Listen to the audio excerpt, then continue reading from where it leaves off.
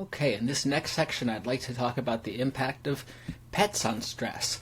And so, of course, for that, I have my own pet, Gordy, here, and I have him here both, because he's topically relevant, but also because really the reason I have him is largely because of this research, right? Much of the reason that I have all of these plants that surround me in my office is because of reading reading the research about nature and its reducing stress effects that I started getting all these plants and getting into gardening. And it was also in graduate school when I was feeling extremely stressed that I started reading some of the research about pets and stress and the physiological effects of having animals around.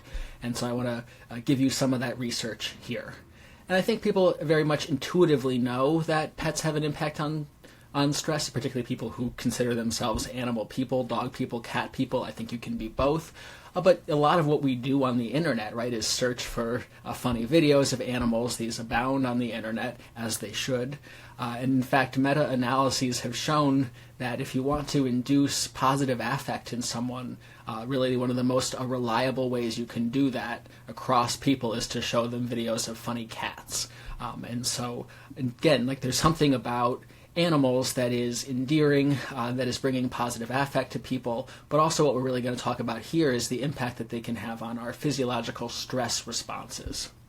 And so the first study I want to talk about is one that is done in part by my advisor, Dr. Jim Blaskovich, and Karen Allen and Wendy Berry Mendez, all very famous physiological researchers. And as an not important side note, but an interesting side note is that Jim, my advisor, he does not like dogs. His wife very much likes dogs.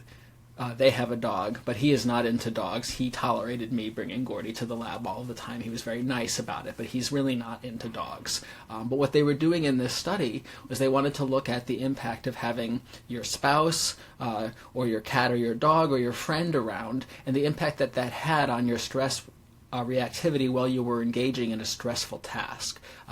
And so what they did in this study was they brought they didn't bring anybody anywhere. They brought all their physiological equipment to people's houses. So they had 240 married couples in this study, and half of them were pet owners, either of a cat or a dog. And everybody did a series of stressful tasks. They did some stressful math tasks, as well as a cold presser task where your arm is dunked in ice-cold water.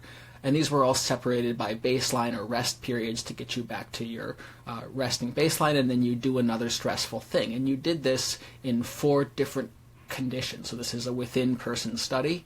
So they either did it alone, so they did a stressful task alone while their physiology was being measured. They did it with their pet in the rooms, if they were a pet owner.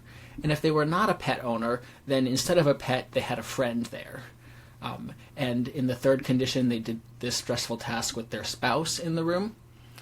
And then in the fourth condition, they had the spouse and the pet, if they were a pet owner. And if they were not a pet owner, then it was the spouse and the friend. And so you might take a second now to think about what you would predict might happen here. If you were, having to do a math task where, for example, I give you the number 5,238, and I say, now you have to subtract by sevens out loud. Go. And you start counting, and I say, wrong. Start over. You start counting faster. Wrong. Right? It gets very stressful. This is what the experimenter is doing. And so think about it. Would you be most stressed alone with your pet there, if you have a pet, either a cat or a dog? In this case, if with your friend, if you're not a pet owner, if you're married, or maybe you can just think of your partner if you have a partner with that person, and then combining both your spouse or partner and your pet if you're a pet owner, and then your spouse and partner and your friend if you're not a pet owner. And so again, this is kind of complicated in all these different conditions, but it actually makes for a really nice study because we can see the impact in all of these different situations and with these different combinations of other beings. And the key measures that they're looking at, and what we're interested in here in terms of looking at stress, is their cardiovascular reactivity. And by this I mean how their blood pressure and their heart rate and their blood flow changed while they were doing these stressful tasks relative to what it was while they were resting and not doing this stressful task. So we can look at those changes. And again, having these different conditions is really interesting because we can compare people who are pet owners and not pet owners, what happens when they're alone, right? Maybe there's something about like the type of people who own cats versus dogs versus no pets that makes them just differently reactive to stress, whether or not their pet is there. And so we can see that in condition 1. In condition 2, we can really see the difference between pet owners and non-pet owners in the presence of that pet versus a friend. And so really, what's the difference between having a pet versus a friend? But also if we can compare condition 1 and condition 2, as a pet owner, you can see how does your stress level compare when you're with your pet versus alone.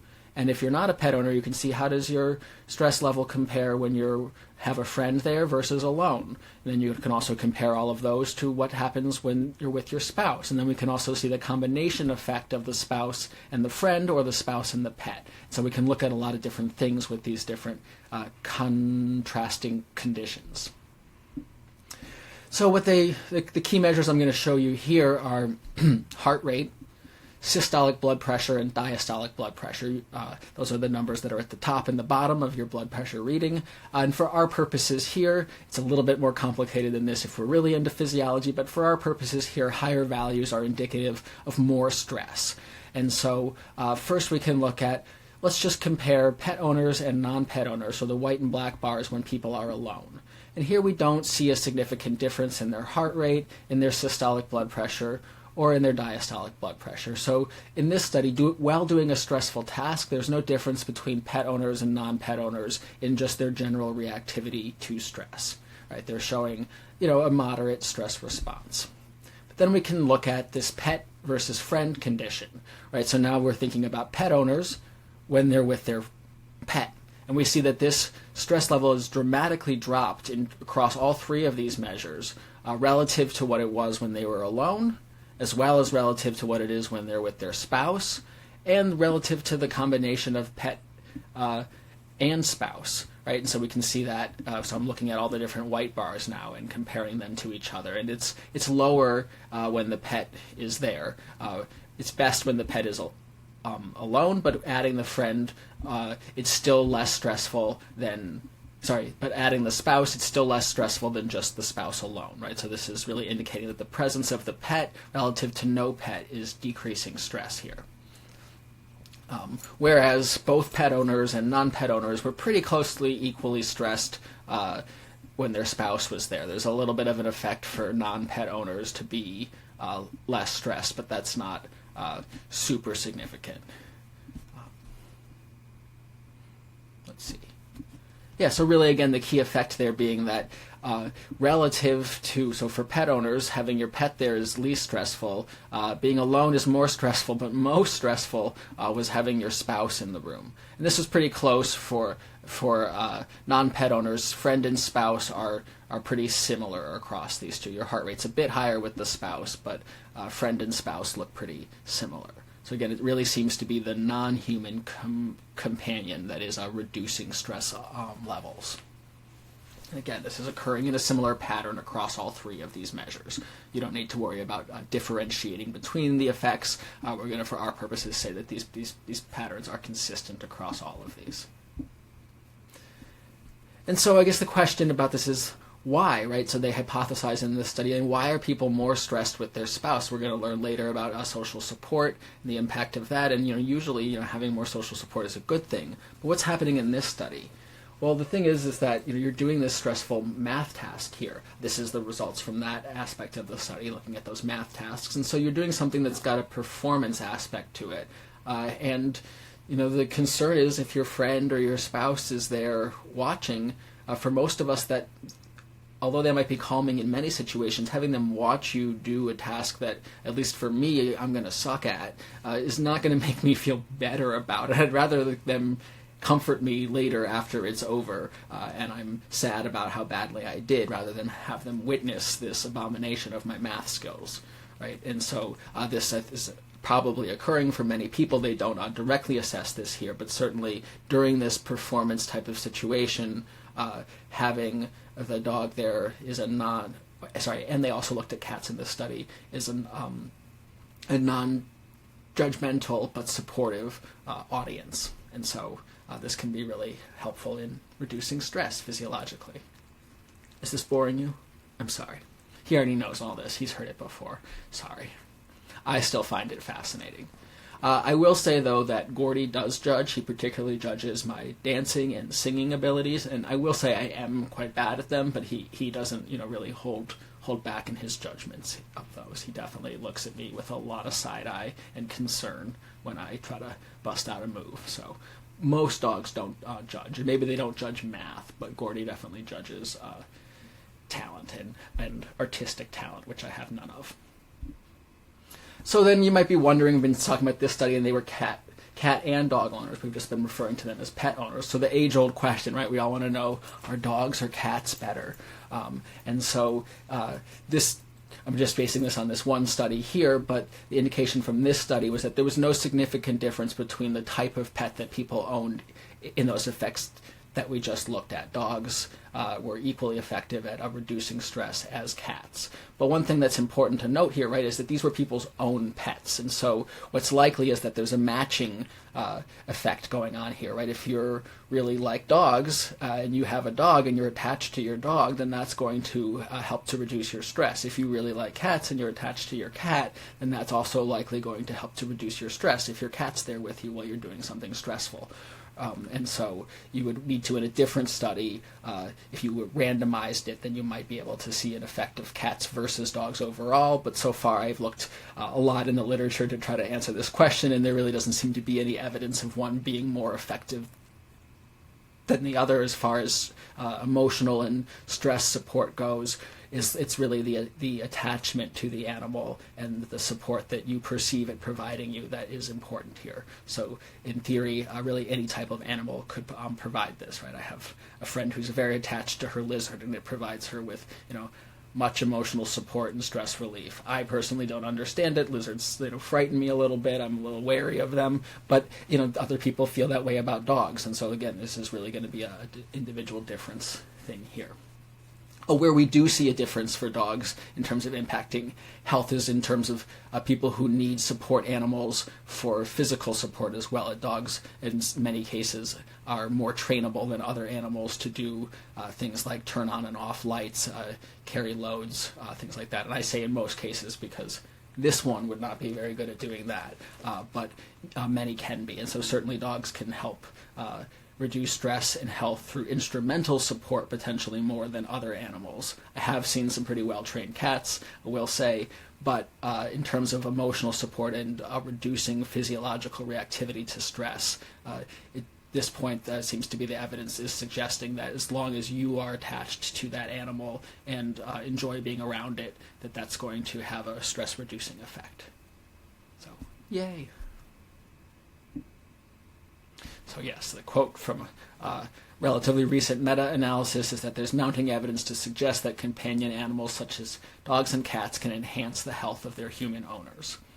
We also talked previously about how having a sense of control over your environment is really important in reducing stress, and this is also something that can occur with pet ownership, right? There's another being that needs you and needs you to care for it, and it can help us to care for ourselves. That's another reason that I got Gordy in graduate school, right? I thought he would, really help me to get outside and walk more and exercise more. It turns out that he doesn't like to do that either, so we're well matched. He also doesn't like to get up in the morning. But for many people, part of pet ownership is having a routine and caring for this animal that needs you, and that can be a way to have control over your environment and feel a sense of mastery. We can also achieve a similar thing with houseplants as well. And so again, it's another mechanism by which nature, specifically caring for a plant and feeling like you're doing well at that, and it's something that you can master and control in your environment, can also help to reduce stress through that mechanism. Now, doesn't mean that dogs are like the cure-all for everything, right? I could wax positively about dogs all day. I could give many PowerPoint presentations about how much I love dogs, but it's not going to solve every type of stressor, and you can't for many of us, we can't have our dogs with us in every type of situation. I'm very lucky to be able to take Gordy to most places, but for everyone, that's not a reality that's possible.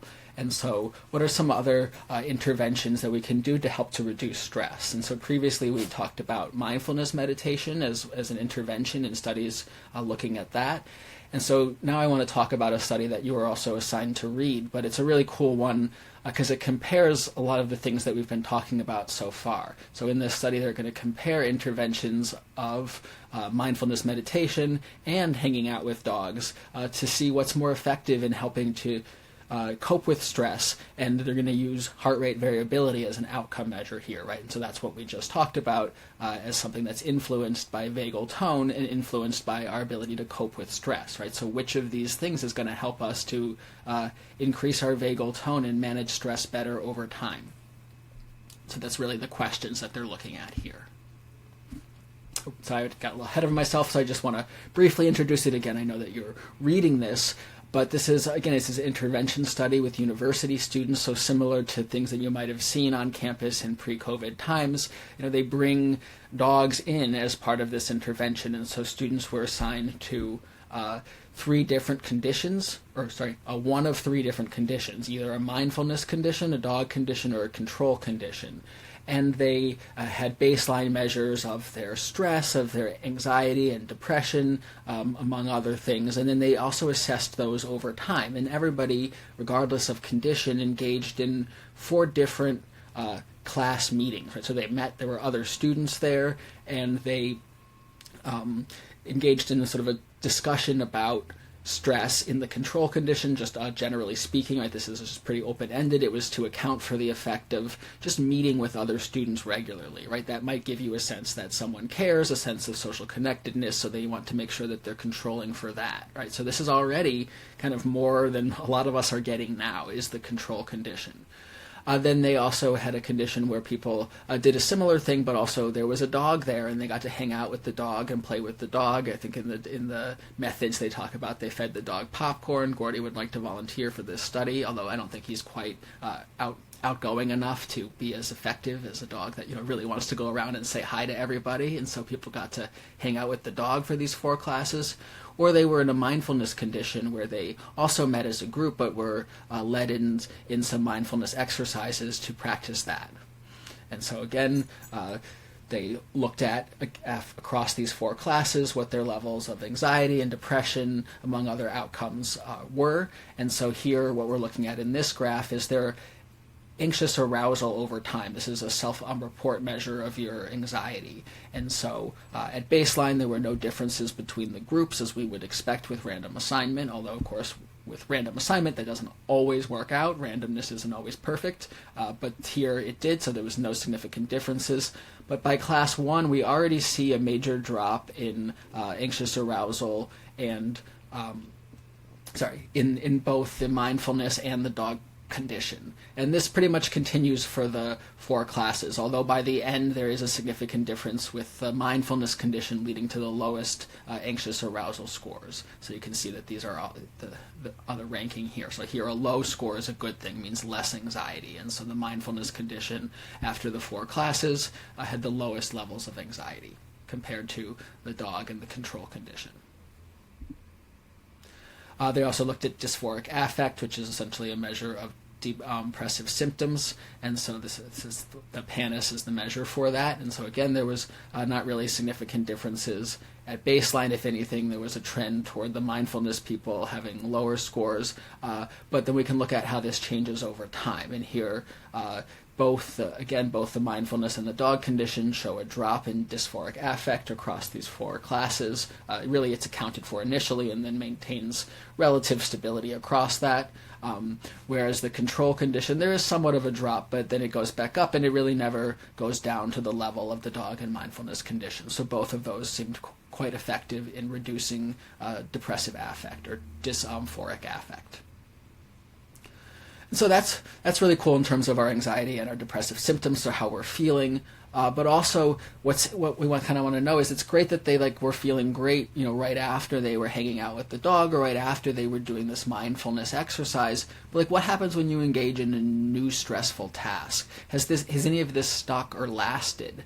And so then what they had them do was they had these participants after this 4-class series had ended engage in a stressful activity. So this is what they're calling during a challenge, right? They had them engage in a stressful activity, and they looked at their heart rate variability while doing this stressful activity. And remember, high heart rate variability is a good thing. That means our vagus nerve is being active, and it's tempering the activity of our sympathetic nervous system. It's helping to keep us in balance. We want a strong vagal tone, and so that's high heart rate variability is indicative of strong vagal tone.